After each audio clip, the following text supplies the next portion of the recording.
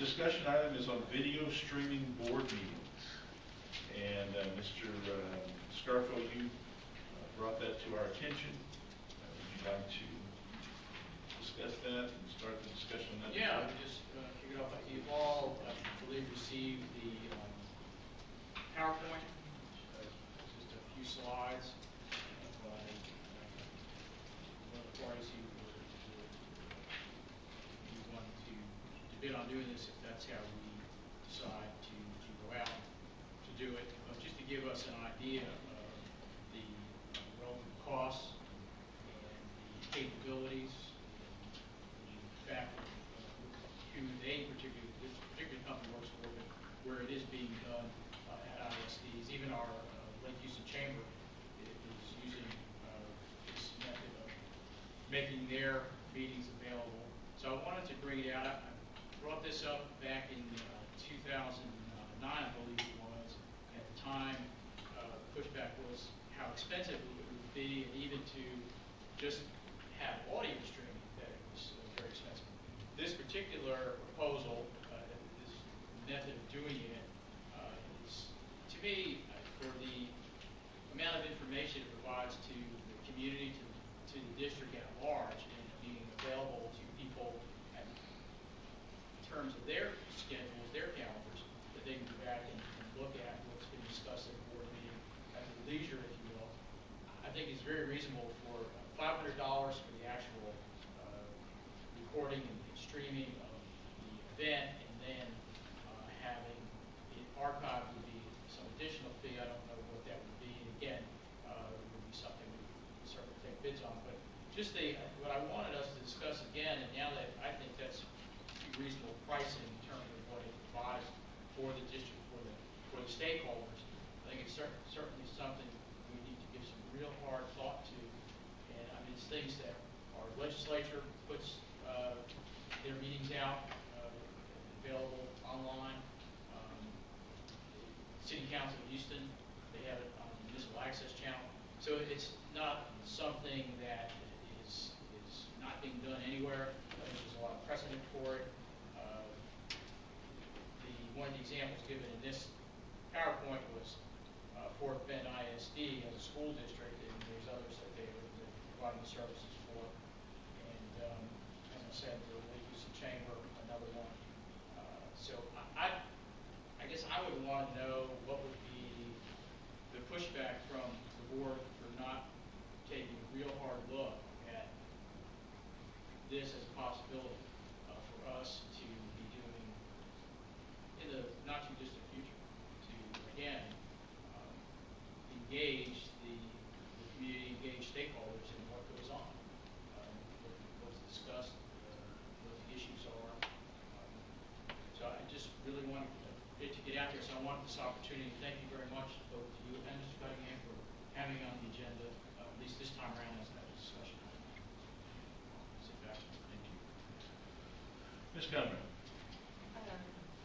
Cost aside, I would say that, there's many pros to having it available. You would have to weigh streaming versus streaming and recording, because I think recording brings a whole new dynamic and a set of challenges as well.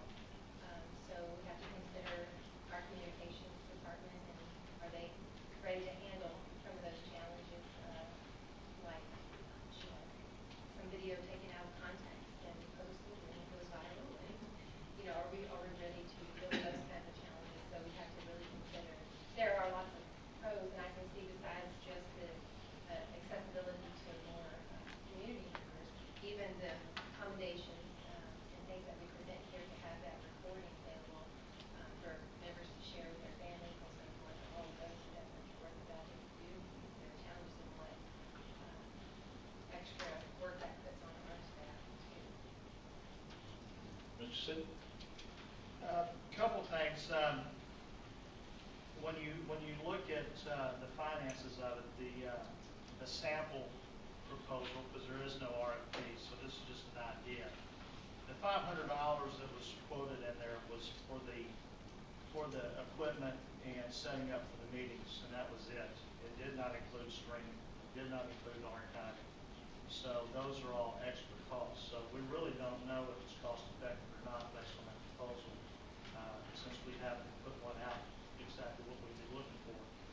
So I'd be interested in the actual cost of this to begin with.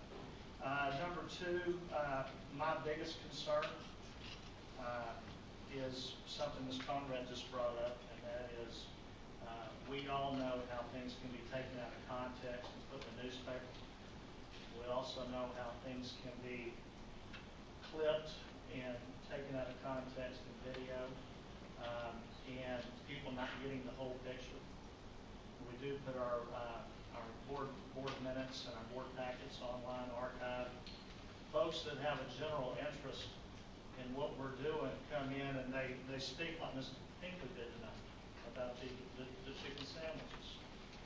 When I was elected to the board, I was told when you have when your first vote is to cut $24 million out of the budget, no one will be in the audience to watch you raise your hand.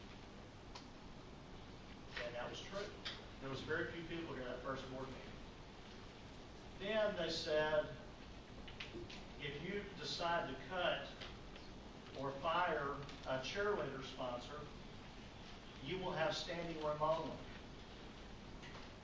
And even though we never talked about firing or cutting a cheerleader sponsor, we had standing room only because of a rumor.